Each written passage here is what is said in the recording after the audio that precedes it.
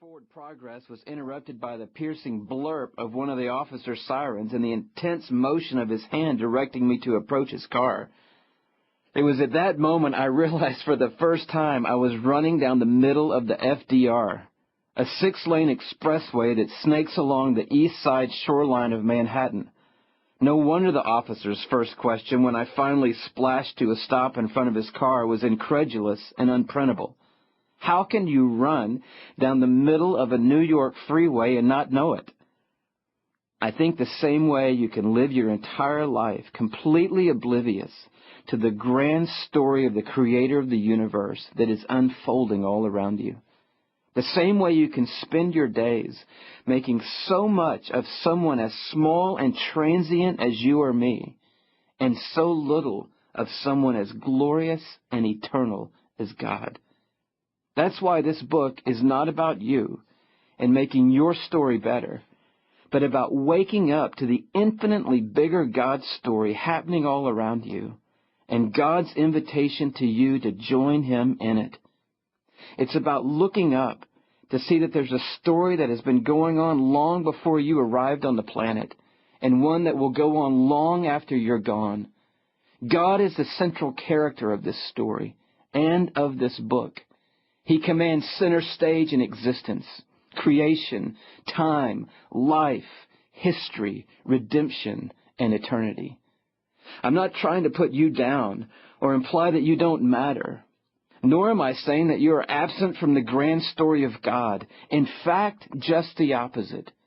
Amazingly, you appear on every page, existing in God's thoughts long before this world was made.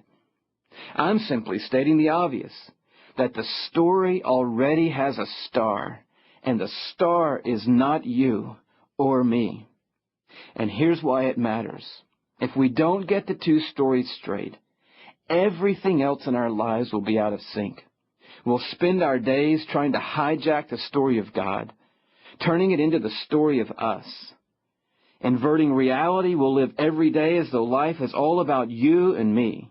We'll live as though life is our one-act play and history our story, as though creation is our habitation alone, existence our playground, and God our servant, that is, if we decide we need Him at all. We'll throw every ounce of our energy into the fragmented and fleeting story of us, calling the shots ourselves. Me-centered thinking will dictate every move we make and how we feel. And in the end, when the last clap is clapped for our tiny tale, our story will fade to black, a pitiful return on our one-shot chance called life on Earth. About 30 minutes into my ordeal with the officers, the situation lightened a bit, as I realized the worst that was going to happen to me was a ticket for jaywalking, something I certainly deserved. As we were waiting for my life's history to appear on the squad car's computer, the nicer of the two cops asked within earshot of the other, "So what do you do for a living anyway?"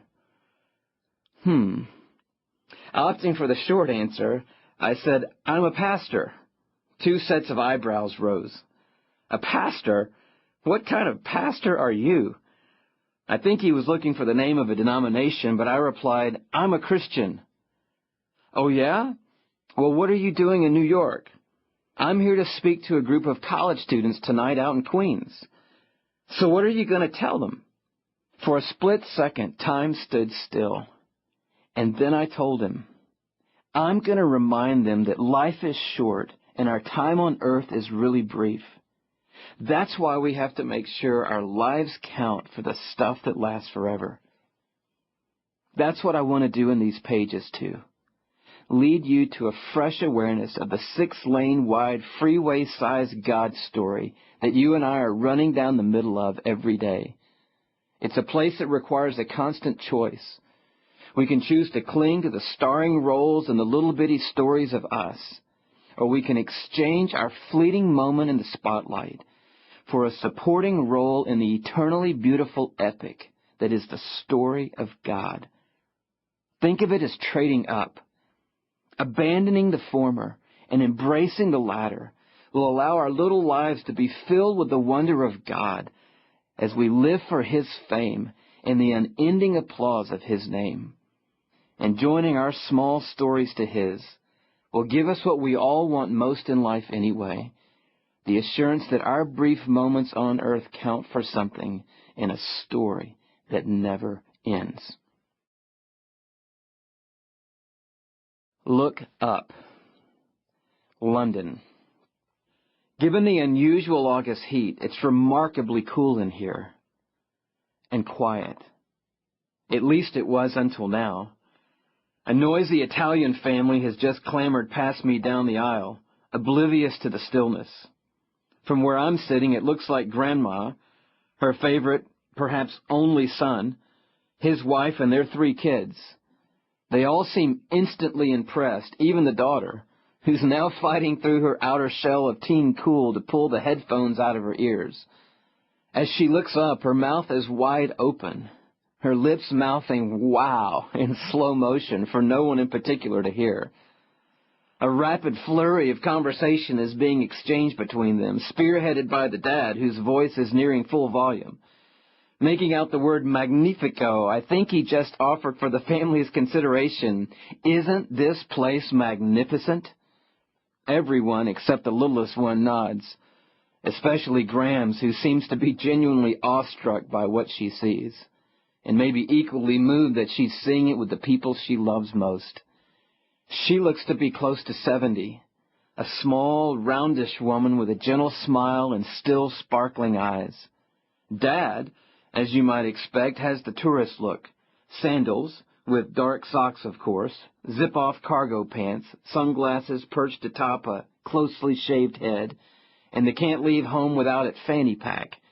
He's holding an open brochure which rattles in the air as he gestures wildly.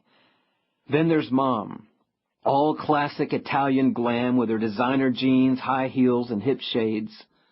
Isabella, the teen daughter, yes, I know her name by now, as to all of those within 50 feet of her dad, is trying her best to have a good time without appearing to be overly into the family outing. Her jeans are ragged out and about 4 inches too long, hiding what I think are Birkenstocks underneath. A pink backpack follows her every move, as does the attached snowboard-shaped keychain that swings from side to side. Fortunately for her younger teen brother, the keychain is just at the right height for him to demonstrate his kung fu skills with his foot, which he does repeatedly on the way down the aisle. And then there's little Paulie. At maybe 5 or 6, he must be the darling of the clan. Every other second, his name echoes off the walls, being constantly called by father, mother, brother, sister, and grandma. But Paulie is zoned out in Nintendo land, and I'm pretty sure he doesn't hear a thing.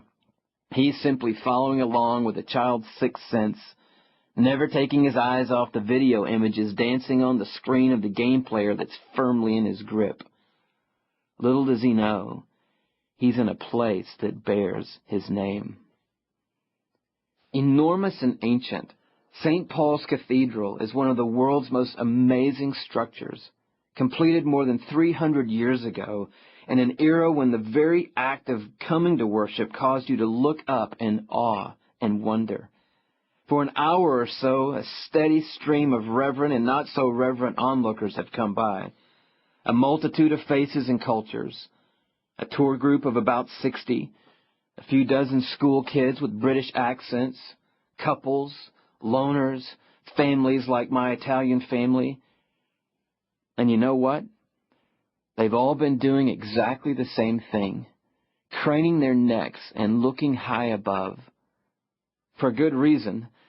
The ceiling looms 9 stories above, giving way to the world's second-largest vaulted dome, a cavernous opening spanning more than 100 feet, a jaw-dropping ring of open wonder rising still higher overhead. To say this place is huge is a massive understatement. It's almost 2 football fields long.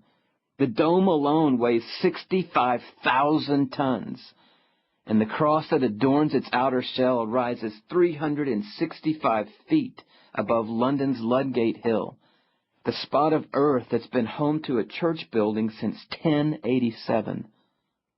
But St. Paul's is lifting my heart and my head towards something even bigger, something higher, someone